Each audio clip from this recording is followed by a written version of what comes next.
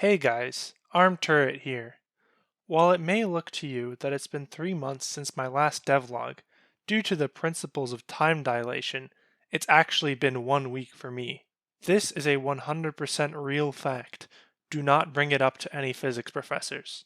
I'm here today to talk to you about water. It's wet, maybe, makes up 70% of our bodies, and presumably has something to do with all this blue stuff everywhere. Apparently, if you develop a video game that takes place inside a submarine, water is a huge part of it. Strap in, everybody. This one's gonna get technical. To begin creating water, I needed to think like water. However, my innate gamer instincts prevent me from taking a shower, much less getting wet. Instead, I settled for the next best thing: Google Images. What's this? A wave? Where have I heard this before? Of course! A sine wave! A sine wave is a mathematical function that looks like this, steadily oscillating between 1 and -1 forever. The slope, or how steep the line is, decreases as we approach the bottom and top of the curves. This gives the appearance of a smooth wave. We can increase the height of these waves by multiplying the output of this function, and we can increase the length by dividing the input. However, this function is two-dimensional. How am I supposed to apply it to make three-dimensional water? This is where shaders come in. If you've seen my previous devlogs, you'll know I had to make a shader before for the CRT screens. To make my shader, I take the x-coordinate of a vertex in world units, multiply it by a wavelength, plug it into a sine function, and then multiply the result by an amplitude function. I then take the output of this and add it to the original y value of the vertex to get its final position. By repeating this along the z-axis as well, I have a wave that moves in two directions. Now I know that was a lot, but take a deep breath. We're not done yet. If I were to implement this algorithm right now, the mesh would look like this. That's because despite modifying the height of the mesh, the color is still completely solid. In real life, water refracts light passing through it, changing its color.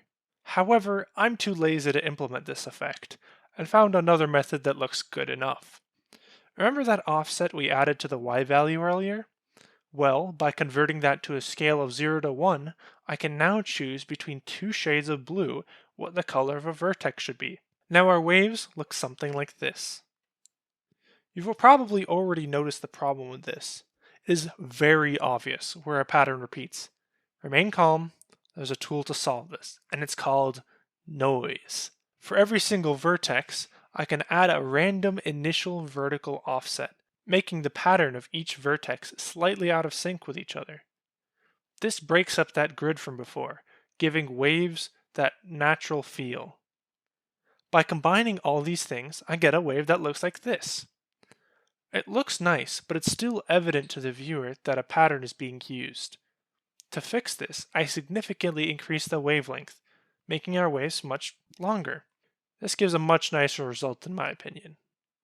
And here's how it looks inside of an actual scene.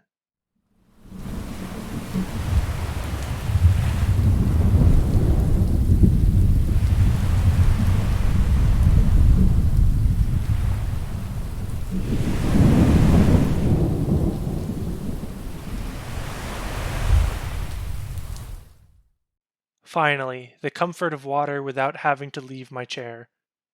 If you got this far in the video and want to see more, make sure to subscribe to the channel. I can't really promise a schedule for these devlogs, but I want to keep you clued in on some of the interesting stuff that's going on. Don't worry, even if I'm not posting videos to this channel, I'm still working on the game. In fact, I have plans that I cannot share with you right now because the haters will sabotage me. Finally, let me know what you guys think about this more technical format. Do you enjoy this or want those more general update videos instead? I love any feedback you guys give. And until next time, remember, every deep space has its treasure. John Deep Space.